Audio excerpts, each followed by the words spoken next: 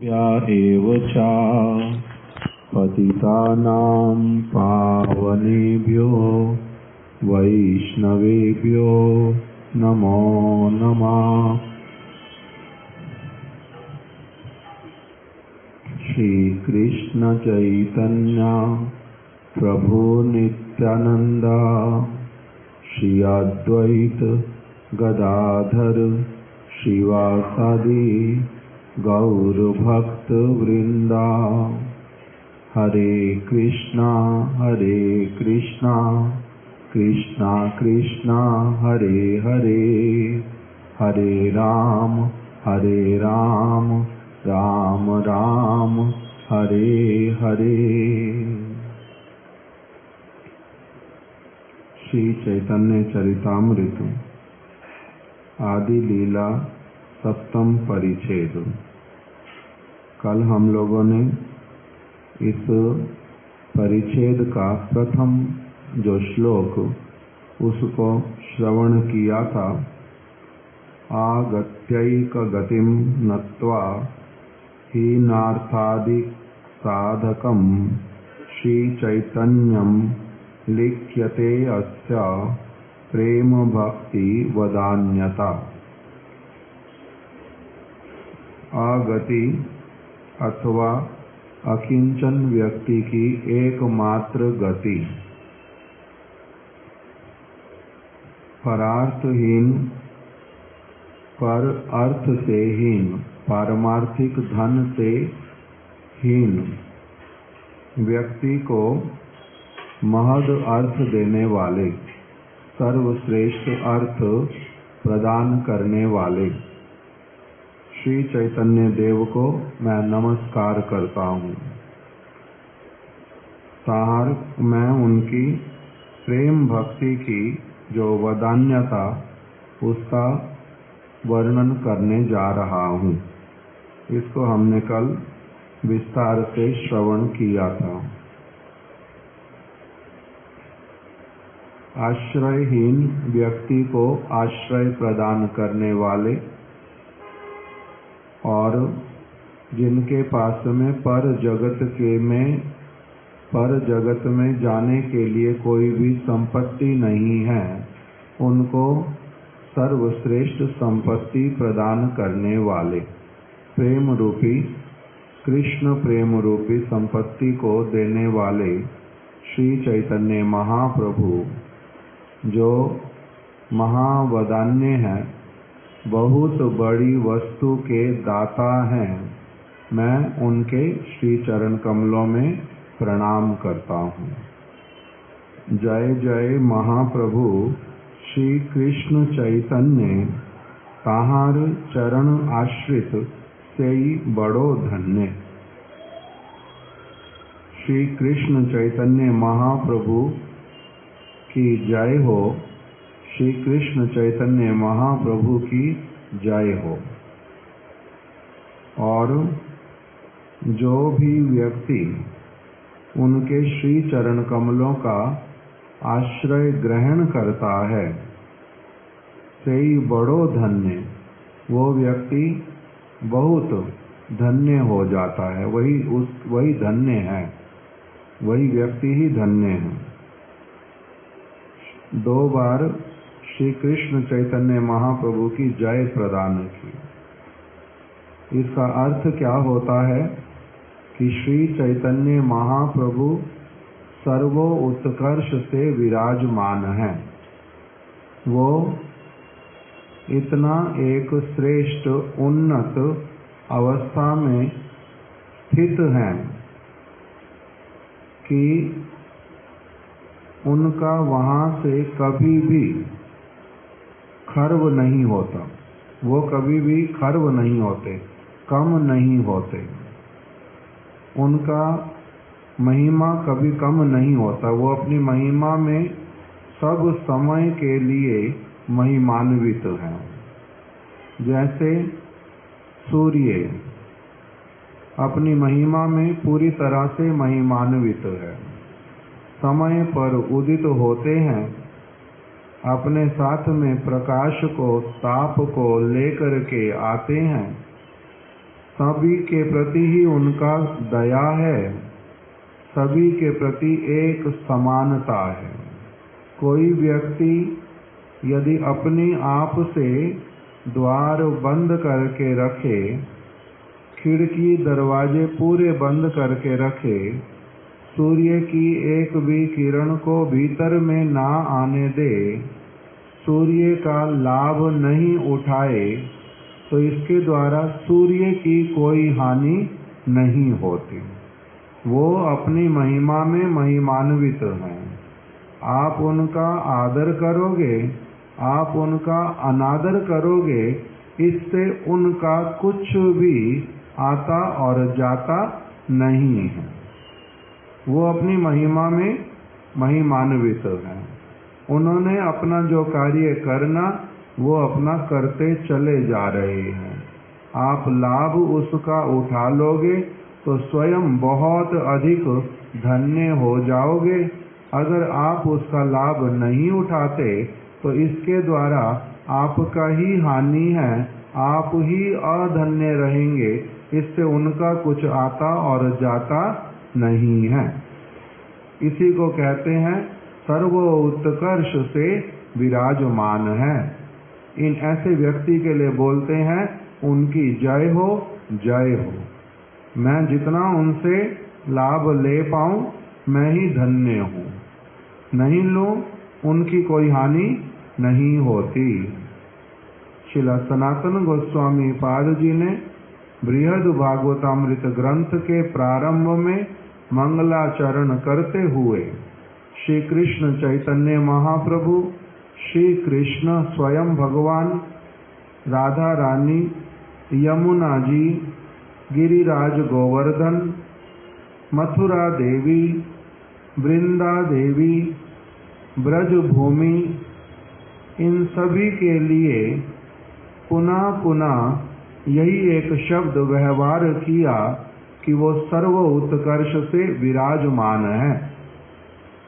आप यदि उनके पास में जाएं, उनका कृपा प्राप्त करें, उनका सेवन करें, आप धन्य हो जाएं।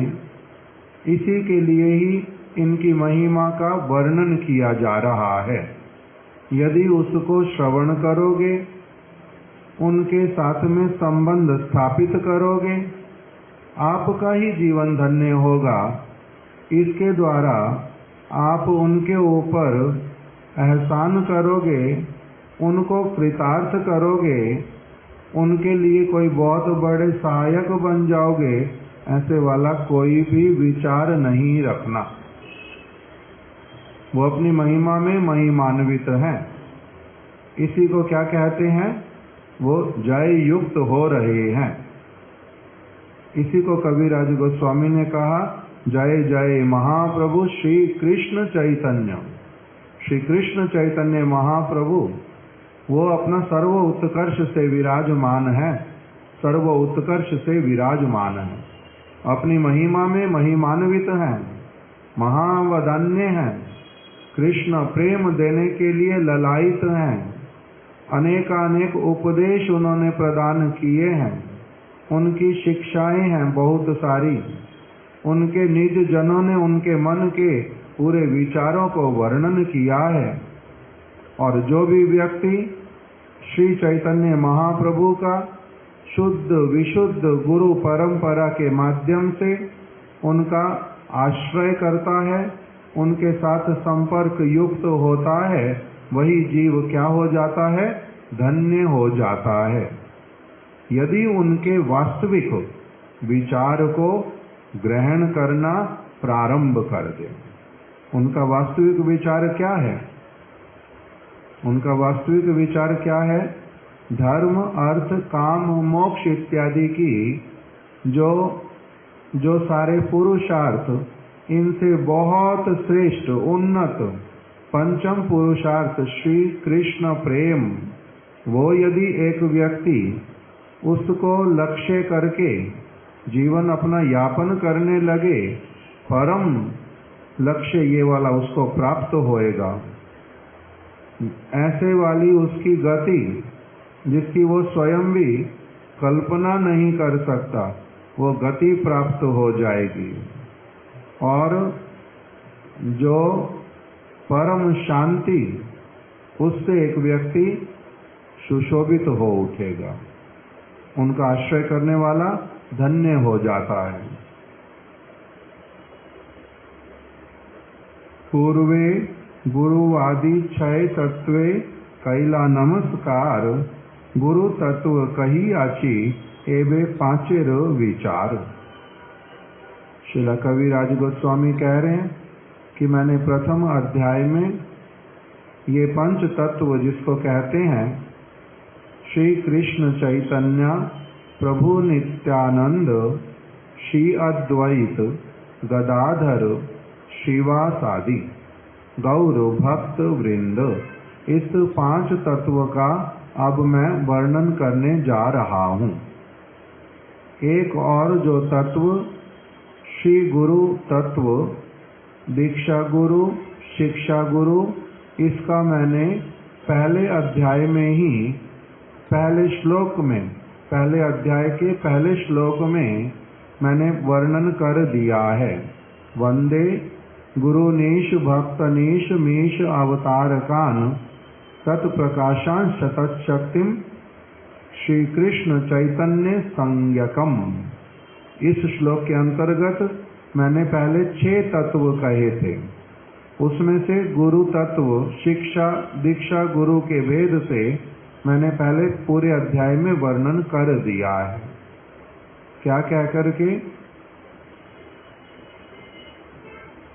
यहाँ कौन सा श्लोक लिखा?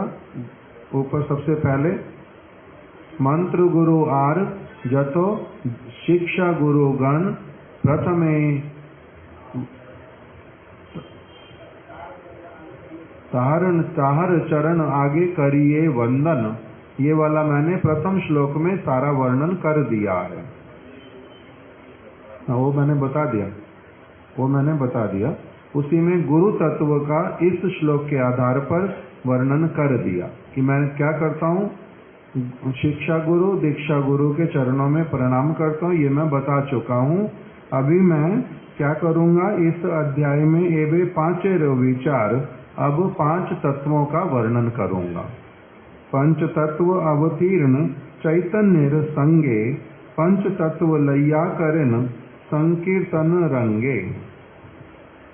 ये 5 तत्व एक साथ में अवतीर्ण हुए और पांचों ने ही एक साथ में क्या किया, संकीर्तन रूपी जो महामहोत्सव, उसका इस जगत में प्रवर्तन करना प्रारंभ किया। पंच तत्व एक वस्तु नाही किछु भेद। ये पंच तत्व क्या है? अभिन्न तत्व है।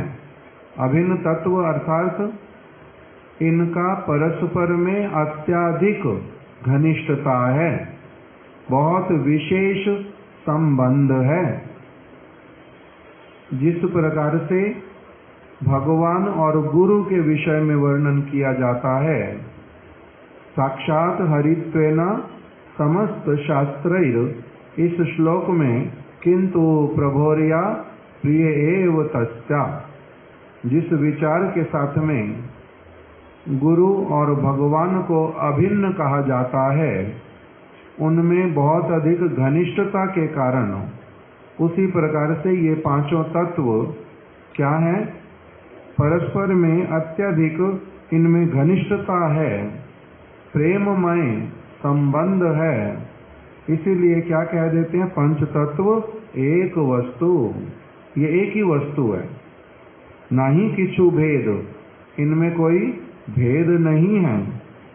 रस आस्वादित तत्व विविध विवेद, रस का आस्वादन करने के लिए भिन्न भिन्न इनमें ये जो विभाग हैं, विभेद हैं, वो दिखलाई पड़ते हैं। पंच तत्वात्मकम कृष्णम भक्त रूप स्वरूपकम भक्तावतारम भक्त आख्यम नमामि भक्त शक्तिकम।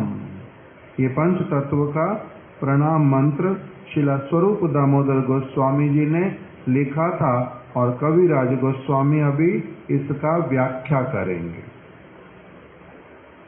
इसमें क्या बतलाया, कौन से पंच तत्व हैं?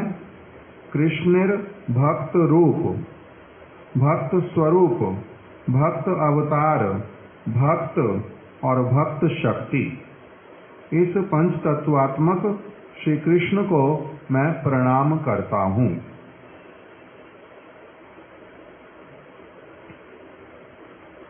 इसमें क्या बता दिया? भक्त रूप स्वरूपकम, भक्त भावमय शुद्ध कलेवरा, निजा स्वादक परा श्री गौरा। भ्रातृ स्वरूप धृक नित्यानंदश्चा क्रमेण रूपम स्वरूपंश्चा यस्य सा यतत। भक्त रूप कौन है? वो बतला दिया, श्री कृष्ण चैतन्य महाप्रभु। भक्त रूप हैं कौन? भगवान। किंतु भगवान होने पर भी भक्त के रूप में समस्त लीलाओं का विस्तार किया, भक्त रूपम। और फिर भक्त रूप स्वरूपकम, भक्त स्वरूप कौन है? श्री नित्यानंद प्रभु। फिर भक्ता अवतारम, भक्ता अवतारम कौन है? श्री अद्वैताचार्य प्रभु। भक्त आख्यम, भक्त की आख्या, अर्थात केवल भक्त कह के किसको पुकारा जाता? श्रीवास पंडित। नमामि भक्त शक्तिकम, और जो भक्त शक्ति हैं वो कौन है? श्री गदाधर, दामोदर, रामानंद आदि। और भक्त किसको कह दिया? शांत, दास्य आदि, रस आश्रित, श्रीवास आदि। ये हो गए भक्त। इस प्रकार से पंच तत्वात्मकम, पंचानाम तत्वानाम आत्मा स्वरूपम यस्य तम, इन पांचों तत्वों का ही जो स्वरूप है, जो वास्तविक रूप में इनकी सबकी आत्मा है, वो कौन है? कृष्णम, कृष्ण चैतन्य देवम। उनको मैं नमस्कार करता हूँ। जो भक्त रूप में भी कौन है? चैतन्य महाप्रभु। वो भी वास्तविक रूप में कौन है? कृष्ण ही है। इस बात को बतला दिया। ये पंच तत्व का वर्णन कर दिया।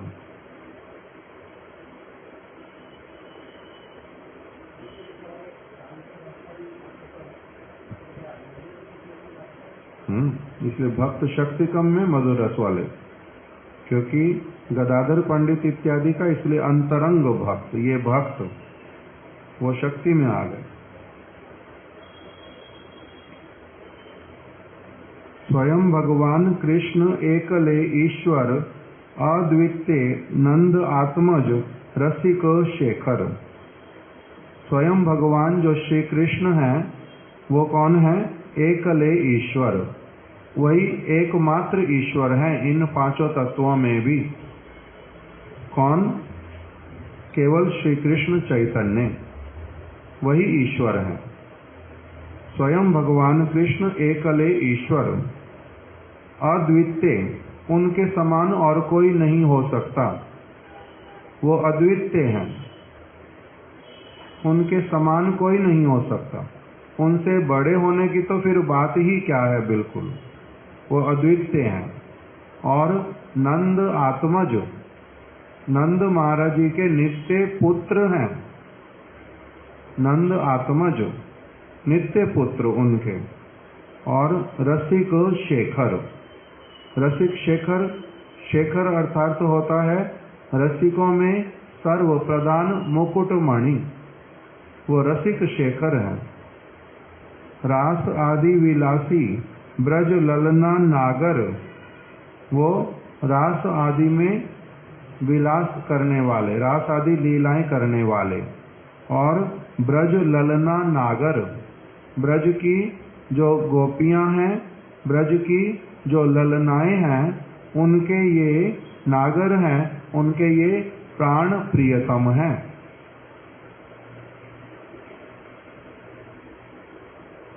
आर जतो सब देखो तार परिकर।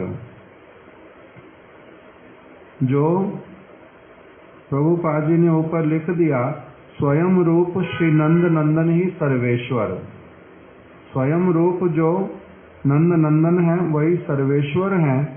और जतो विष्णु वैष्णव ओ धाम सेवो उपकरण, जीव ओ प्रधान सकलई कृष्ण सेवक। बाकी जो सभी कुछ है, क्या सभी कुछ? जतो विष्णु अर्थात राम, नरसिंह, वरहा, वामन, भगवद अवतार, वो फिर बलराम जी इत्यादि, इधर फिर अद्वैताचार्य इत्यादि महाविष्णु, जितने भी ये सभी भगवद अवतार अंश कोई कला जो सब हैं, ये सारे के सारे कौन हैं? ये स्वयं रूप जो कृष्ण, उनके ये सभी दास हैं, सेवा करते हैं सभी। जतो विष्णु, फिर वैष्णव। वैष्णव किसको कहते हैं? जो विष्णु के भक्त हैं। विष्णु के भक्त कौन कौन हैं?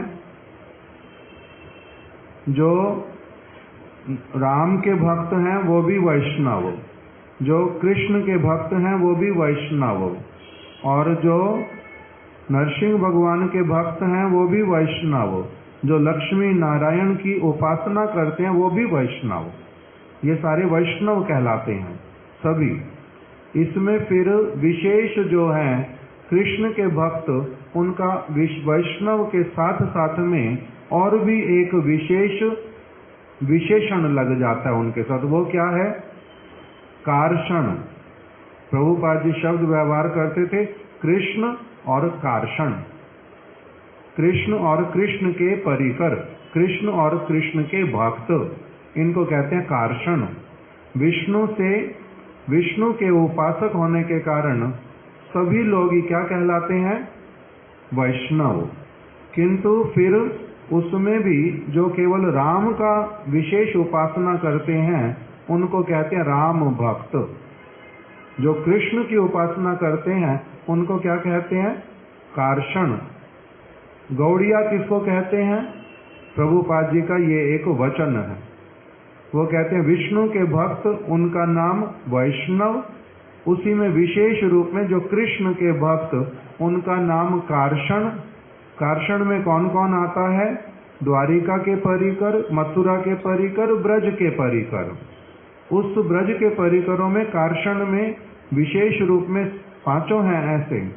कौन कौन? शांत, दास्य, सख्य, वात्सल्य और मधुर। सभी रसों के भक्त ही कार्षण कहलाते हैं। उसमें फिर केवल मात्र जो श्रीमती राधा रानी के साथ में कृष्ण के उपासक, उनका नाम क्या है? गौड़िया। वैष्णव हम लोग कौन हैं? वैष्णव हैं। वैष्णवों में हम लोग कार्षण हैं। कार्षणों में भी हम लोग कौन हैं? फिर गौड़िया हैं। ये हम लोगों का अपना एक सांप्रदायिक परिचय है। स्पष्ट आती है बात समझ में? जैसे हमारे महाराज जी हम लोगों को समझाते थे कि देखो, जब हम लोग तुलसी को प्रणाम करते हैं, तुलसी का जब प्रणाम मंत्र बोलते हैं उसमें क्या आता है?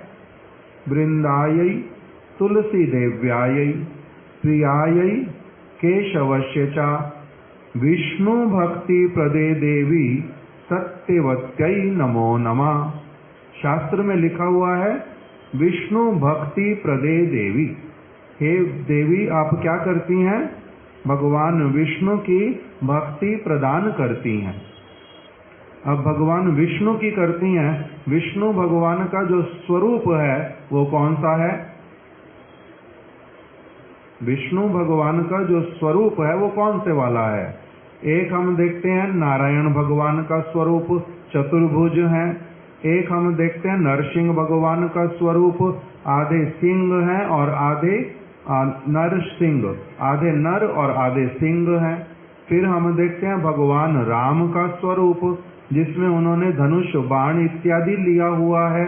फिर देखते हैं कृष्ण का स्वरूप जिसमें उन्होंने द्विभुज हैं और मुरली बजाते हैं। तो ऐसे जो ये सारे स्वरूप हैं, इसमें अब विष्णु का कौन सा स्वरूप है? मुरली वाला नहीं, चतुर्भुज पाम नहीं,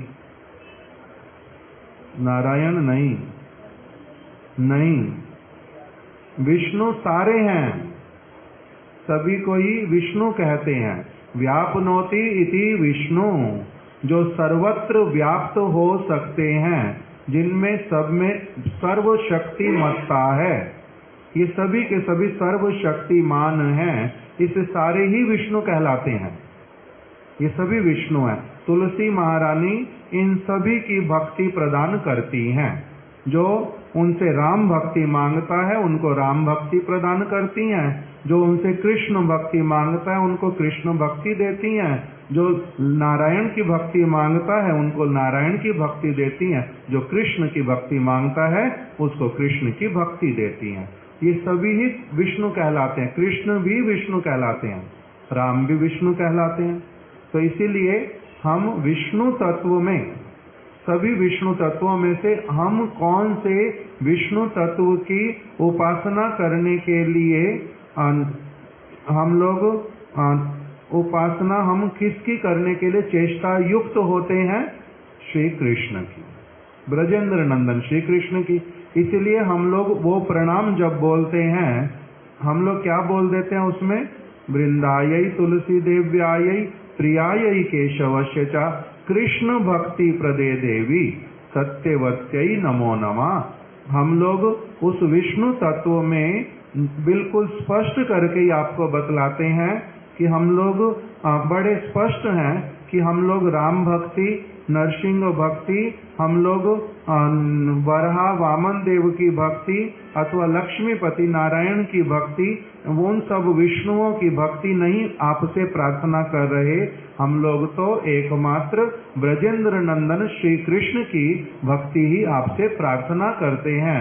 इसीलिए यद्यपि शास्त्र में जो शब्द कहे गए उसको कभी भी परिवर्तन नहीं करना चाहिए, किंतु यहाँ पर महाराज जी बोलते थे कि अगर कोई कृष्ण बोलता है तो वहाँ पर उसका शब्द बदलना नहीं हुआ, केवल मात्र उसी शब्द को स्पष्ट रूप से कहना हुआ अपने लिए अथवा किसी और के लिए।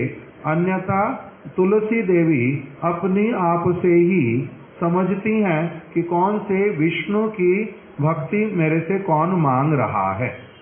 हम अपने आप के लिए और जो निकट में भक्त रहते उनकी स्पष्टता के लिए विष्णु शब्द को कृष्ण कह देते। वो परिवर्तन नहीं है, केवल मात्र सरलीकरण है। गुरुदेव बोलते थे और एक बात, श्रीमती राधा रानी के लिए रघुनाथ दास गोस्वामी ने एक प्रणाम मंत्र लिखा, उनको प्रणाम किया। क्या कह करके? तवई वास्मी तवई वास्मी ना जीवामी त्वया विना इति विज्ञाये देवी त्वम नयमाम चरणांतिके। वहां पर कह दिया तवई वास्मी, हे श्रीमती राधिके मैं आपकी हूँ, मैं आपकी हूँ। तवई वास्मी ना जीवामी त्वया बिना, मैं आपके बिना अपना जीवन कदापि धारण नहीं कर सकती। इति विज्ञाये राधे त्वम, हे श्रीमती राधे के अपने इस मन की बात को मैंने ना, इति विज्ञाये देवी त्वम, मूल श्लोक में लिखा देवी त्वम, हे देवी। देवी कहे द्योतमाना परम सुंदरी, जो अत्यंत सुंदर उसको कहते हैं देवी। श्रीमती राधिका सर्वश्रेष्ठ देवी, इसीलिए उनको क्या कह दिया? इति विज्ञाये देवी त्वम, हे देवी मैं आपके चरण कमलों में मैंने अपना ये निवेदन जो है रख दिया है, विज्ञाप्य मैंने अपना विज्ञापन दे दिया है। नयमाम चरणांतिके, आप मेरे को अपने श्री चरण कमल में स्थान प्रदान कीजिए, मेरे को वहीं पर ही ले लीजिए। अब इस श्लोक में देवी शब्द का व्यवहार हुआ, किंतु गुरुदेव हम लोगों के लिए बड़ा स्पष्ट करके कह देते थे कि तुम लोग देवी शब्द का अर्थ कभी विष्णु वैष्णवी देवी, कभी अन्नपूर्णा देवी, कभी दुर्गा देवी, तुम लोगों के मन में अलग अलग देवी शब्द की भावनाएं आती हैं। इसलिए मैं स्पष्ट रूप से कहता हूँ कि रघुनाथ दास गोस्वामी ने जिस देवी को संबोधन किया है वो कौन है? केवल मात्र श्रीमती राधिका। तो जो उन्होंने देवी के स्थान पर जब गुरुदेव मंत्र बोलते थे ये वाला, तो क्या कहते थे? तवैवास्मि ना जीवामि त्वया बिना इति विज्ञाय राधे त्वं नयमाम चरणांतिके। तो वहां वो कह देते थे राधे त्वं। किसके लिए बोल रहे हैं ये राधे त्वं? राधा रानी को जब प्रार्थना कर रहे हैं तो वो जब देवी शब्द सुन के रघुनाथ दास गोस्वामी की प्रार्थना को स्वीकार कर रही हैं, तो हम भी अगर देवी कहेंगे तो क्या स्वीकार नहीं करेंगी?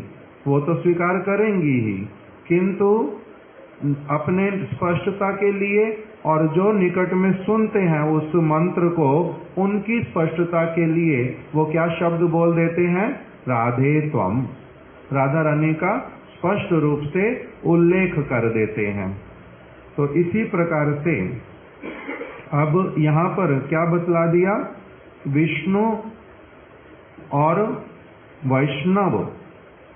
विष्णु तत्व कौन है? जतो विष्णु। जतो विष्णु अर्थात स्वयं रूप श्री कृष्ण के अतिरिक्त जो भी सभी विष्णु तत्व के अंतर्गत आते हैं। मथुरेश कृष्ण, द्वारिकेश कृष्ण, फिर न वृंदावन के कृष्ण तो स्वयं रूपी हो गए, फिर राम स्वरूप, फिर नरसिंह स्वरूप, जितने भी सब विष्णु तत्व वो सभी के सभी क्या हैं? श्री कृष्ण के दास हैं। वो उनकी सेवा करते हैं। भगवान ने उनका जो अपने अवतार के रूप में विस्तार किया है, किस लिए किया है? अपनी ही अभिलाषा को पूर्ण करवाने के लिए। इसलिए वो सभी भी उनके क्या कहलाते हैं? दास कहलाते हैं। जतो विष्णु और जतो वैष्णव, जितने भी वैष्णव क्यों नहीं है, भले ही वो राम के भक्त हों अथवा किसी और भगवद अवतार के सभी वैष्णव, सभी कौन है? श्री कृष्ण के ही दास हैं। दिखलाई देता है कोई राम अवतार का सेवा करता है, कोई किसी और अवतार का, किंतु अल्टीमेटली सब किसकी सेवा करते हैं? श्री कृष्ण की ही। क्या करते पता? तो इसीलिए वैष्णव सभी हैं। सभी वैष्णव होने पर भी अब हम लोग राम भक्त वैष्णव नहीं हैं, हम लोग नरसिंह भक्त वैष्णव नहीं हैं, हम लोग जगन्नाथ भक्त वैष्णव नहीं हैं, वो भी सभी वैष्णव ही हैं। हम एक स्तर पर वैष्णव हैं सारे, किंतु सबका बीच में क्या है? फिर अपना अपना एक वैशिष्ट्य है। उस वैशिष्ट्य में हम कौन से वाले वैष्णव हैं? कृष्ण भक्त जो वैष्णव, उसमें भी फिर कृष्ण भक्त में भी हम कौन से वाले हैं? गौड़िया वैष्णव। ये एक सरलीकरण है वस्तुओं का। जैसे गुरुदेव और एक बात से समझाते थे कि रागानुगा बहुत हैं, रूपानुगा भी कौन है? रागानुगा है, किंतु सभी रागानुगा रूपानुग नहीं होते। सभी रूपानुग किंतु रागानुग हैं। क्या समझ आया? जितने भी रागानुग हैं उसमें रूपानुग भी आते हैं, किंतु रूपानुग में रागानुग सारे नहीं आते। केवल रूप गोस्वामी के अनुगत ही जो हैं वही वाले आते हैं। इसका अर्थ क्या हुआ? पहले रागानुगा किसको कहते हैं इस शब्द का अर्थ करते थे। 3 शब्द हैं, रागात्मिक, रागानुगा, फिर रूपानुगा। रागात्मिक किसको कहते हैं? जिनकी आत्मा में राग अर्थात बहुत विशेष अनुराग, बहुत अधिक गाढ़ प्रेम श्री कृष्ण के प्रति जिन सबके हृदय में रहता है, जिन सबके हृदय में कृष्ण के प्रति गाढ़ प्रेम रहता है, अनुराग रहता है, सब समय के लिए जिनके साथ में ही वो अनुराग उत्पन्न हुआ है, जिनकी आत्मा में ही राग बसता है, जिनको वो राग अनुराग घनिष्ठता कृष्ण के प्रति प्रेम सुन करके शास्त्रों में पढ़ के किसी और के माध्यम से जिनके हृदय में ट्रांसफर नहीं हुआ है, जिनका जन्मजात स्वाभाविक रूप में अपनी आप से बिना किसी के प्रयास के, अपने भी बिना किसी प्रयास के, जिनके हृदय में श्री कृष्ण के प्रति अत्यधिक गाढ़ प्रेम सब समय के लिए, नित्य काल के लिए, अनादि काल से लेकर के जहाँ तक भी समय रहेगा, सब समय के लिए जिनमें ये वस्तु रहती है, उनको क्या कहते हैं? ये तो रागात्मिक भक्त हैं, ये रागात्मिक है। और रागात्मिक कौन है? जितने समस्त ब्रजवासी, माता यशोदा, नंद बाबा, उपानंद, सुनंद, मधुमंगल, श्रीदाम, सुबल इत्यादि सखा, फिर श्रीमती राधिका, श्री ललिता सखी, श्री विशाखा सखी, ये सभी क्या कहलाते हैं? ये रागात्मिक जन हैं, ये सभी रागात्मिक हैं।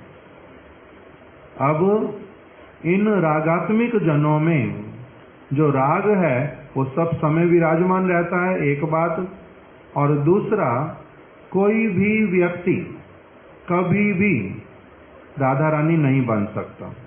जीव जिनका तटस्थ से आविर्भाव है, जन्म है, वो कभी भी, ये जो रागात्मिक जन हैं, वो व्यक्ति कभी भी नहीं बन सकता रागात्मिक।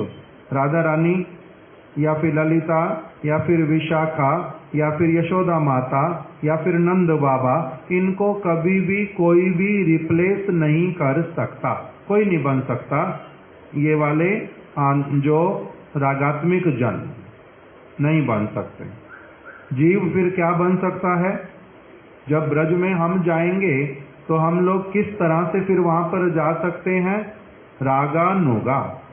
इन ब्रजवासियों के हृदय में जो श्री कृष्ण के प्रति राग है, इनकी तो आत्मा में ही राग बसता है, जन्म के साथ में ही। इनका जो कृष्ण के प्रति प्रेम है, उस प्रेम के प्रति यदि मेरे हृदय में भी कामना आ जाए, लोभ आ जाए, किसी परम रसिक श्रेष्ठ भक्त के माध्यम से मेरे भी मन में श्री कृष्ण की उनके परिकरों के साथ में लीला इत्यादि को श्रवण करके मेरे चित्त में यदि आ जाए कि ओ मैं भी ऐसा कभी क्या हो सकता है कि इस प्रकार से मैं भी कृष्ण को प्रेम करूं, मैं भी कृष्ण के लिए सेवा करूं, जैसे कि ललिता सखी, विशाखा सखी, राधा रानी इत्यादि ये जो सेवाएं करते हैं कि पुष्पों का चयन करना, तुलसी का चयन करना, चंदन इत्यादि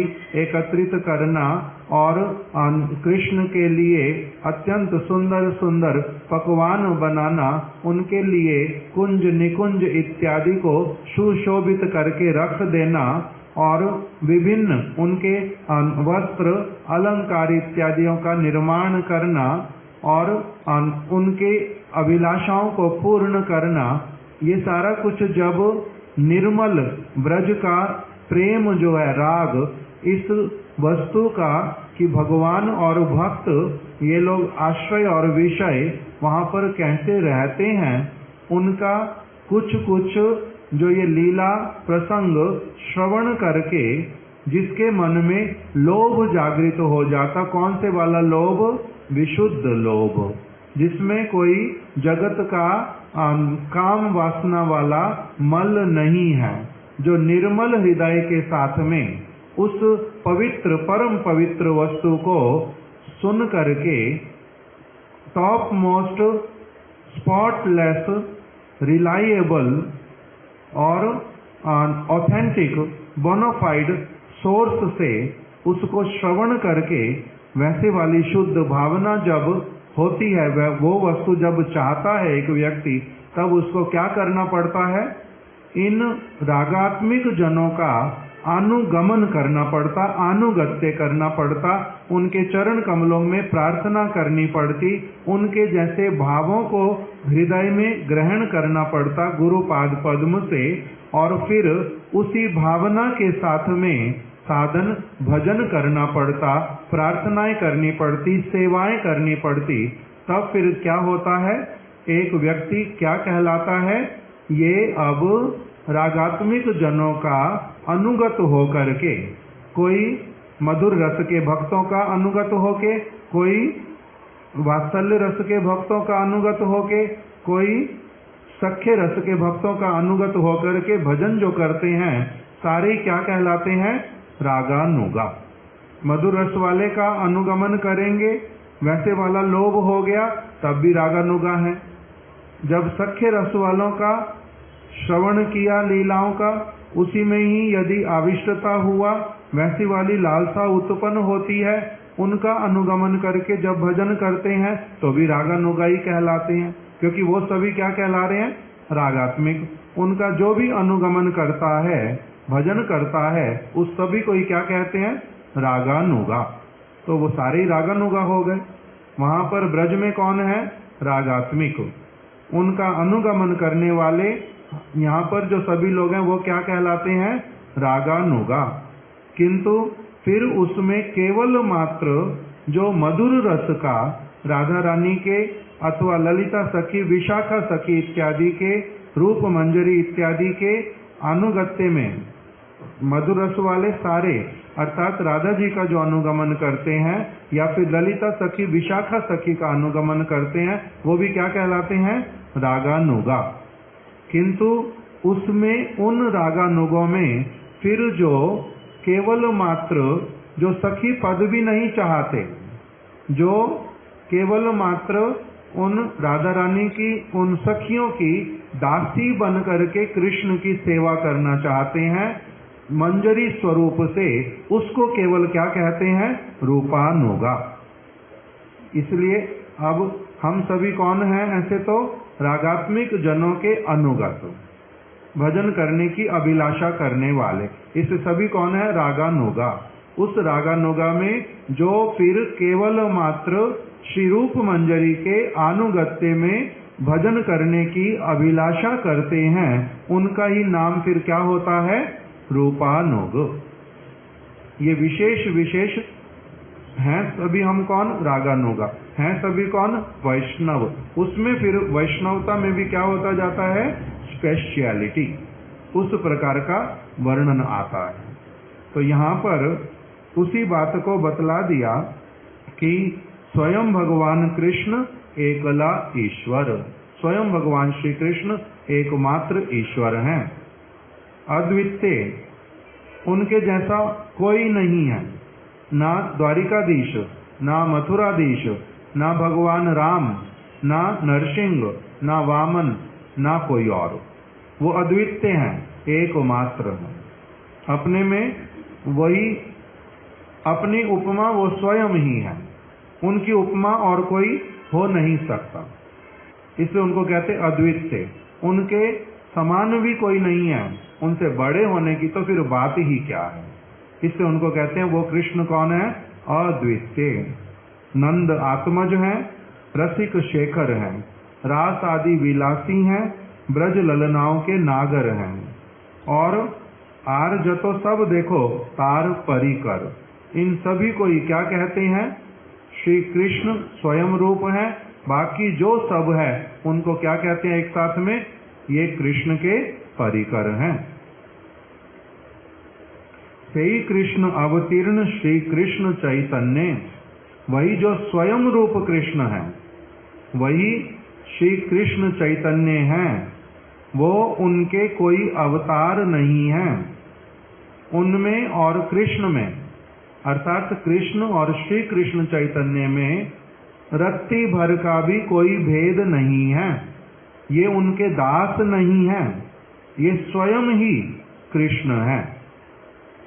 से ही कृष्ण अवतीर्ण श्री कृष्ण चैतन्य, वही स्वयं रूप जो कृष्ण है वो कौन है? श्री कृष्ण चैतन्य है। से ही परिकर गण संगे सब धन्य, और उनके साथ में उनके और परिकर गण आए हैं, वही उनके परिकर गण जो हैं सभी धन्य हैं। कृष्ण ही गौर हैं। एकले ईश्वर तत्व चैतन्य ईश्वर भक्त भावमय सार शुद्ध कलेवर, वही ईश्वर तत्व एकमात्र जो ईश्वर तत्व सर्वेश्वर तत्व जो श्री कृष्ण है, वही क्या है? चैतन्य ईश्वर है। और भक्त भावमय तार शुद्ध कलेवर, वही स्वयं कृष्ण स्वयं रूप कृष्ण, उन्होंने क्या किया है? भक्त भाव को अंगीकार किया है। उन्होंने भक्त भाव को अंगीकार किया, इसलिए उनके लिए क्या शब्द व्यवहार कर दिया? पंच तत्वात्मकम कृष्णम भक्त रूप। भक्त रूप उन्होंने ही अंगीकार किया है। जो कौन है? नंद आत्मज। जो कौन है? ब्रज विलासी। जो कौन है? परात्पर तत्व। जो कौन है? सभी के प्रभु, जो रास आदि विलासी, जो ब्रज ललनाओं के नागर, वही जो स्वयं रूप कृष्ण है, वही कृष्ण चैतन्य महाप्रभु हैं और कोई भी नहीं। उनमें और इनमें कोई भी अंतर नहीं है, वो एक ही वस्तु एक ही तत्व है। उन्होंने भक्त भाव को अंगीकार किया है।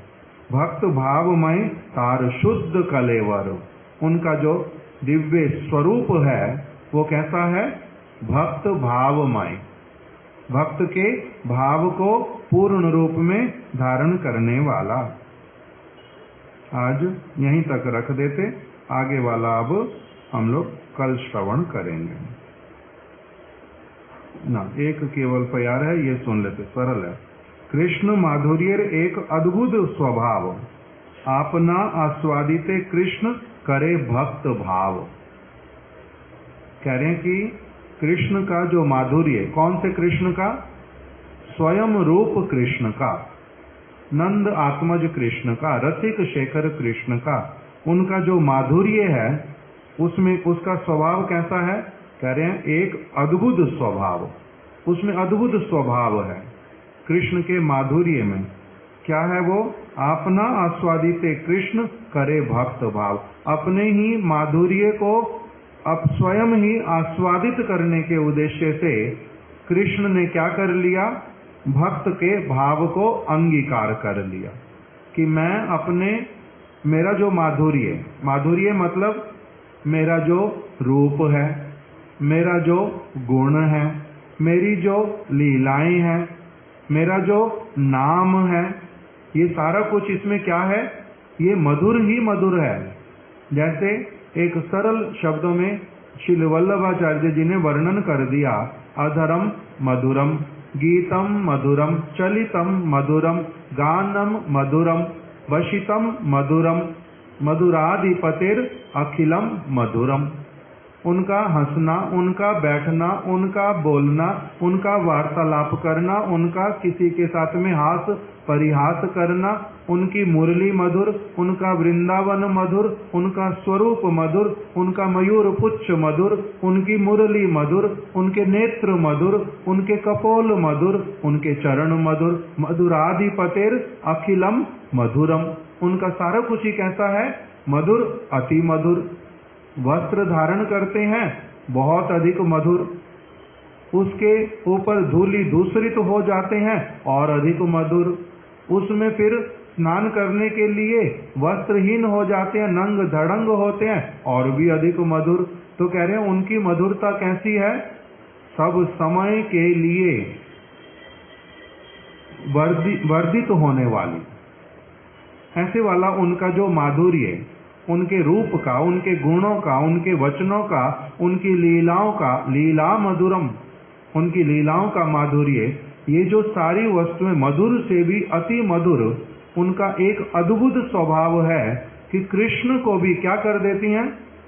कृष्ण में भी लोभ जगा देती हैं कि मेरे में ऐसा कौन सा वस्तु है, मेरे में ये कैसा माधुर्य है, कैसी कैसी मेरी लीला है, कैसा मेरा रूप है, कैसे मेरे गुण हैं, ये सभी को एकदम से कैसे बना देते हैं, चंचल को अचंचल कर देते हैं, अचंचल को चंचल बना देते हैं, नदी को उल्टा बहा देते हैं, अथवा चलने वाली नदी उसको स्थिर कर देते। हिरण मेरे को देखने से अथवा मेरी वंशी ध्वनि सुनने से चलता नहीं, स्थिर हो जाता है। गैया खाती नहीं, मुख वहीं का वहीं बंद हो जाता है। प्राणी मेरे को देखने से मंत्र मुग्ध हो जाते हैं। श्रीमती राधिका और गोपियां ये बावरी हो उठती हैं मेरा नाम सुनने से, मेरे रूप को देखने से, और मैं कोई लीला कर दूं उसी में ये मदमस्त हो जाती हैं। मेरा नाम सुनने से ही क्या इनको मिलता है, मेरे को देखने से इनको क्या मिलता है, मेरे में ऐसी क्या चीज है, मेरा उस वस्तु में क्या मधुरता है, उस प्रकार का सब कुछ जब देखते हैं, हिरण के लिए, पक्षियों के लिए, गैयाओं के लिए और मयूर कोकिल के लिए, जमुना जी के लिए, गिरिराज गोवर्धन के लिए, कि कोई चलने वाला वो क्या हो जाता है, उल्टा चलना बंद कर देता है। जो चल नहीं सकती वस्तुएं वो चलना प्रारंभ कर देती हैं। गति सबकी विपरीत है, ऐसा मेरा कैसा माधुर्य है, मैं स्वयं इसका आस्वादन कैसे करूं। इसी के लिए उनको क्या करना पड़ता है, भक्त भाव को अंगीकार। मैं ही यदि भक्त का भावना ले लूं, मैं ही यदि भक्त बन जाऊं और तभी क्या देखूं, फिर सामने कृष्ण है, कृष्ण का रूप है, कृष्ण का नाम है, तभी मैं क्या कर सकूंगा, समझ पाऊंगा, आस्वादन कर पाऊंगा कृष्ण नाम में क्या रस भरा हुआ है, कृष्ण का रूप कैसा है, कृष्ण के गुण कैसे हैं, लीलाएं कैसी हैं, ये सारा कुछ मैं कैसे आस्वादन कर पाऊंगा, जब मैं स्वयं ही भक्त के भाव को अंगीकार कर लूं। इससे भगवान होने पर भी उन्होंने कौन सा वेश धारण कर लिया, भक्त भाव का, भक्त वाले वेश को। तो इसलिए कह रहे कृष्ण माधुर्य एक अद्भुत स्वभाव, कृष्ण माधुर्य का ऐसा एक अद्भुत स्वभाव है कि वो स्वयं रूप कृष्ण तक को भी क्या कर देता है, उनके मन में भी कामना उत्पन्न करवा देता है, स्वयं को ही आस्वादित करने की। इसीलिए ये जो श्री कृष्ण चैतन्य के रूप में जो अवतरित हुए हैं, उसका कारण जो बना है वो क्या बना है, स्वयं के ही माधुर्य को स्वयं आस्वादित करने के लिए। श्री कृष्ण स्वयं रूप श्री कृष्ण चैतन्य के रूप में अवतरित हुए हैं। इसी को ही मैंने क्या कहा है, भक्त रूप। आज यहीं तक हमने श्रवण कर लिया। इससे आगे वाला अब कल जो दूसरा है भक्त स्वरूप, उसको श्रवण करेंगे। भक्त स्वरूप किसको कहते हैं, नित्यानंद प्रभु को, वो हम कल श्रवण करेंगे। आज यहीं पर रख देते। पंच तत्व में से एक जो कृष्ण चैतन्य, उसके विषय में कविराज गोस्वामी ने ये थोड़ा सा वर्णन किया। श्री कृष्णदास कविराज गोस्वामी की जय, श्री चैतन्य चरितामृत की जय, शिला गुरुदेव की जय। वांछा कल्प तरुभ्यश्च